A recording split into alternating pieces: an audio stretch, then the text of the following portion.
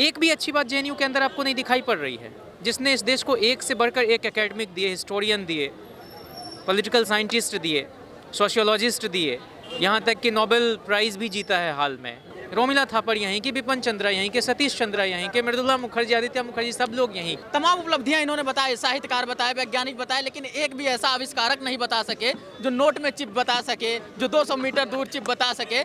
ये जो कुछ चैनल्स हैं जो कुल मिला के भांगड़ा और भारतनाट्यम करते हैं मोदी सरकार के इशारे पर, एक भी अच्छी बात जेएनयू के अंदर आपको नहीं दिखाई पड़ रही है, जिसने इस देश को एक से बढ़कर एक एकेडमिक दिए, हिस्टोरियन दिए, पॉलिटिकल साइंटिस्ट दिए, सोशियोलॉजिस्ट दिए, यहाँ तक कि नोबेल प्राइज़ भी जीता है हाल में।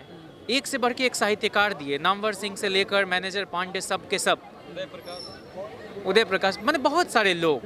रोमिला थापर यहीं की, बिपिन चंद्रा यहीं के, सतीश चंद्रा यहीं के, मृदुला मुखर्जी, आदित्य मुखर्जी, सब लोग यहीं। तमाम उपलब्धियां इन्होंने बताए, साहित्यकार बताए, वैज्ञानिक बताए, लेकिन एक भी ऐसा आविष्कारक नहीं बता सके जो नोट में चिप बता सके, जो 200 मीटर दूर चिप बता सके। तो वो टीवी एंकरों को आप लोग देखना जारी रखें, वो प्राइम टाइम के तमाम एंकर आपको दिखाते रहेंगे। ऐसा जेएनयू इस तरह के प्रोडक्ट नहीं बना सकता है। कि एक किताब है JNU the making of a university, professor Rakesh Batabyal द्वारा लिखित। मैं चाहता हूं कि इस देश के तमाम टीवी चैनल्स और अखबारात के एडिटर्स को वह किताब मैं खुद व्यक्तिगत रूप से जाकर पहुंचा दूं या गिफ्ट कर दूं, और उसको जब वो पढ़ेंगे तो उनको समझ में आएगा कि जेएनयू के निर्माण में किन किन हमारे राष्ट्र निर्माताओं की कितनी बड़ी इमेजिनेशन काम कर रही थी। ऐसे एक दिन में जैसे Rome was not built in a day, तो JNU was also not built in a day. बहुत लोगों की मशक्कत, मानस मंथन, पार्लियामेंट में डिबेट, डिस्कशन, डायलॉग के बाद जेएनयू एक एक्ट के जरिए बना है। उसको आप जो हैम्पर कर रहे हैं, तो हम तो यह नहीं कर रहे कि हम सिर्फ जेएनयू के लड़कों के लिए यहाँ पर बाहर हैं।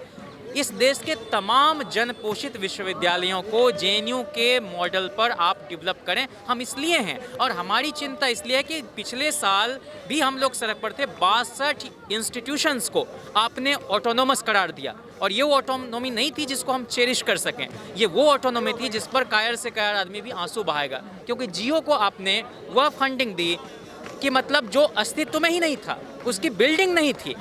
आपने एक बच्चे को पैदा होने से पहले उसका नाम तेजस्वी, ओजस्वी और यशस्वी रख दिया।